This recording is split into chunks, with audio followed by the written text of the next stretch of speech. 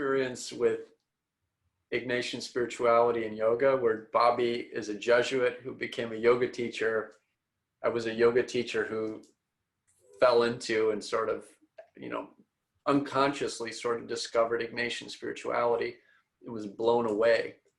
And part of what I think allowed me to really embrace the Ignatian tradition was I saw so much of yoga philosophy, which is oftentimes yogis will begin with learning about the asanas and then learning about yoga philosophy.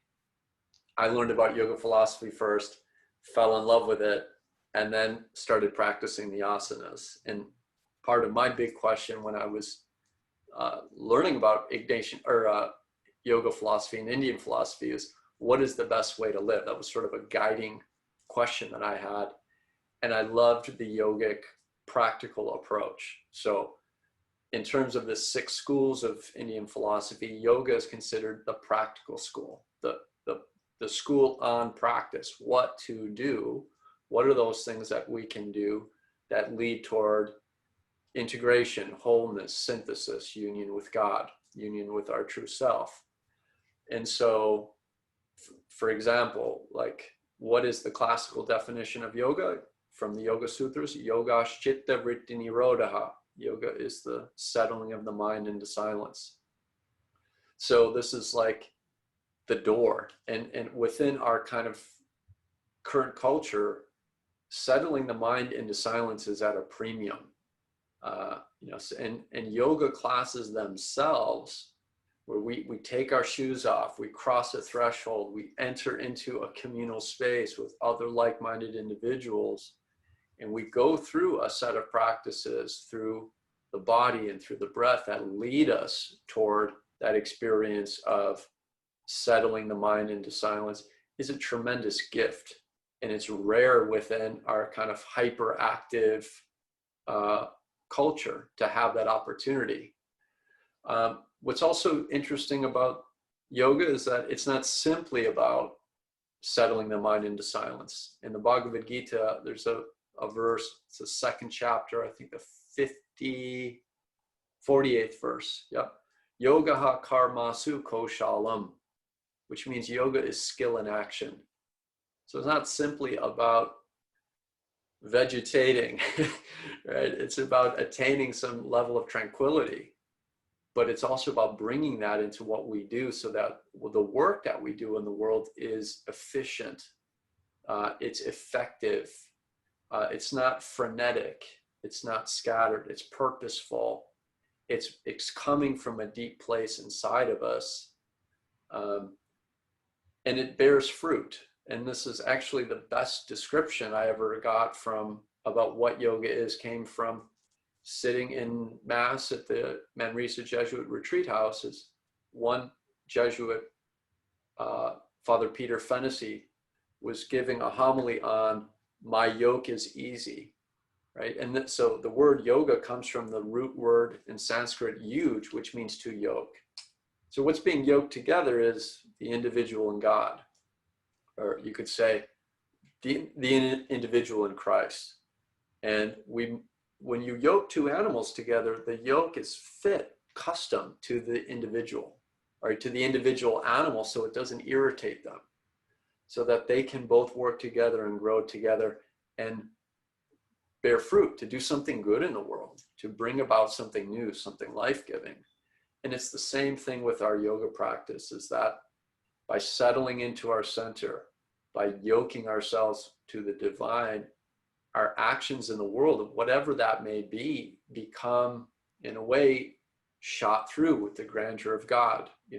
This is, again, the Ignatian tradition, is that everything one does is for the greater glory of God. And it happens because an individual is connected, is yoked to the divine.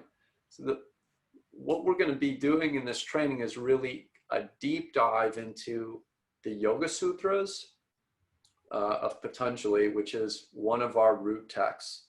So the spiritual exercises on the Ignatian side, and the Yoga Sutras, which is really the first place a yogi should go in terms of questions that they have about the practice, is you go to Patanjali and the Yoga Sutras. So we'll do a deep kind of examination of the sutras, and especially the eight limbs, right, which is basically the framework of how a yogi proceeds. And as you'll find out, and of course as you've already intuited because you're here, there's some deep resonances with the eight limbs and in Christian spirituality. Yeah, a question that I ask sometimes in studying the Yoga Sutras is, well, what's the purpose of settling the mind? Like, great, like this is an important thing to do. I think it's, but the third sutra talks about right after the one Alan just said, yoga is the settling of the fluctuations of the mind in order to abide in one's true self, in one's essence. So the seer can abide in oneself. So I think to understanding that is so we can dwell, so we can rest, so we can be deeper connected into the fullness, the truth of who we are, which is, from a Christian understanding, which is a beloved child of God. So to identify deeper and deeper with that we are created, that we are loved unconditionally, that we are in relationship with God, rather than constantly seeking our identification, our worth from external things or from passing thoughts coming across the screen of the mind. So it's continuing to engage in these practices, training the mind. The Yoga Sutra is really about the meditation in the mind. So calming that mind into a one-pointed focus in order to dwell, in order to abide in pure consciousness, pure awareness. Ishvara is mentioned a number of times in the Yoga Sutras, understood in different ways as Lord or Master or God, but as within the Ignatian Yoga community. And when I read this, I'm always reading it through this lens of Ignatian spirituality. And I think people ask this question sometimes just in a more practical sense of like, why the yoga piece? Why not just stick to Ignatian contemplation and doing the spiritual exercises, in a traditional format? I think these are wonderful and super powerful practices on their own and work for many people. But I think in the times we're living in, and where life is so fast paced, so frenetic, I think it can be really challenging to just sit and jump right into doing the examen or doing an Ignatian contemplation or sitting for an hour and doing one of these, during these meditations. So yoga helps prepare the body, the asanas, the different limbs, moving the pranayama, withdrawal of senses, right? We're creating a more conducive environment and a more conducive space in order to be able to drop into these practices, in order to abide or to dwell in God's presence. So I think the practices and so much of the wisdom can be helpful for us to deepen in the Ignatian tradition.